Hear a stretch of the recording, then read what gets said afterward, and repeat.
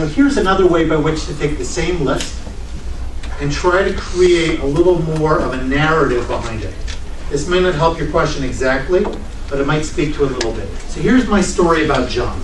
By the way, I've never met John, but he seemed like a good guy for our purposes. John was struggling to hold on to the information that he was learning in school. His teacher told him to try to organize and order it. John wasn't sure how to do that, so he grabbed a funnel and some glue and decided he was going to group together everything that he learned. This was an active process. He used a web to cluster it all together so that he could visualize it. He then recited it aloud. Doing this helped him achieve clarity and understanding. John loved to do this so much that he began overlearning everything and even created mnemonic devices and composed songs with the information. John became a very successful student. He seemed to remember everything that he learned and became very strong at applying it as well. I'm just curious, is there anyone here who found this to be helpful? And if so, can you tell me why? Please. Stronger narrative, I think, to some people really under stories. Okay, so embedding the ideas in a narrative context? Yeah.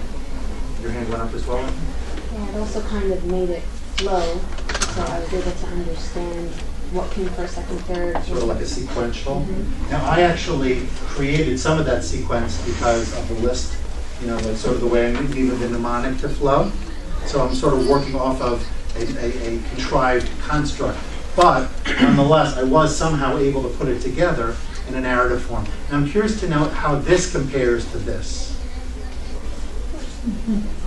Well, this could aid the other ones. For instance, as you're reading it, I was picturing him putting it together. So you're visualizing. Give everyone a second to look at it, because I think this one takes a little bit of additional processing time. They have to go back to our list. You have the list in front of you, if that makes it easier. Remember I gave you the 12 on page 3 into page 4. So that makes it easier for you to understand. Would anyone like to tell me what these are? We could just do it together. Organizing, funnel approach, using, grouping it together. Okay. This would be what? Visualizing. A lot of reciting. Finally leading to understanding. And then overlearning. Okay. Creating and look at John today. Isn't he such a happy guy? Okay. So using our, now again, what I just did, I'm not saying this, I don't know that everybody has achieved mastery. I'm not going to go there right now. But we took 12 related but somewhat disparate ideas, and we took them and presented it in 3 different ways. First, went to a mnemonic to try to create some kind of term or phrase that you could hold on to.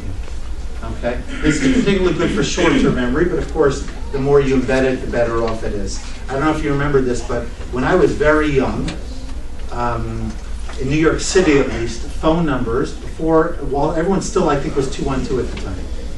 Phone numbers often start with 2 letters at the very beginning. So, President 1. Okay, so each of you have your memories.